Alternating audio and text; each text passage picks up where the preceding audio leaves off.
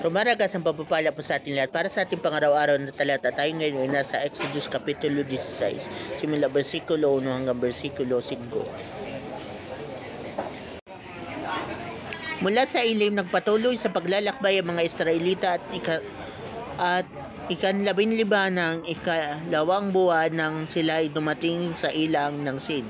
Sa pagitan ng Ilim at Sinai, ang mga Israelita ay nagreklamo kina Moses at Aaron.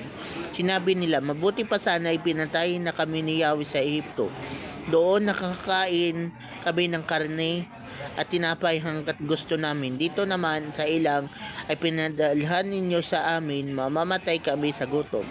Sinabi ni Yahweh kay Moses, paulanan ko kayo ng tinapay mula sa langit araw-araw.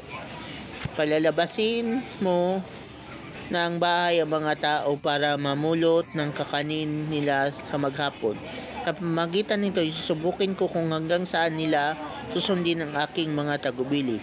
Tuwing ka-6 na araw, doble sa karaniwan ang kanilang pupulutin at ihahanda. So sa passage na to, nagreklamo yung mga Israelites kasi nga nagkaroon na naman sila ng food scarcity.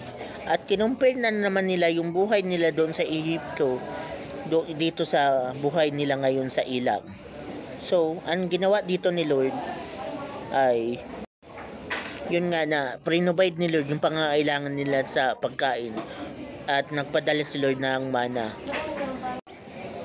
So ganun si Lord na sensitive siya. Sensitive giver ang ating Lord at syempre sensitive provider siya. Kaya niyang i-provide lahat ng needs natin. At dito sa passage na ito, mababasa natin na yung ika-6 na araw, dobling ang kukunin nila ay para sa 2 araw. Kasi nga, the next day is Sabbath. So, day of worship yun. Kaya, para walang hadlang sa kanilang paglilingkod at pagsamba sa Diyos, renovate na ni Lord yung pangangailangan nila para wala silang rason na maging hadlang sa pagsamba nila sa Diyos.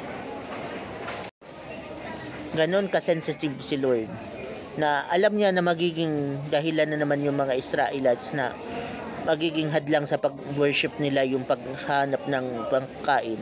Kaya ginawa ni Lord, pre-provide na for doon sa ika-6 na araw. So ganon si Lord ka-powerful. He is a sensitive giver and a sensitive provider. Aalisin niya ang lahat ng rason na humahad lang para lang siya ay masamba. At humahad lang sa iyo para siya ay sambahin. Ganon si Lord ka-sensitive.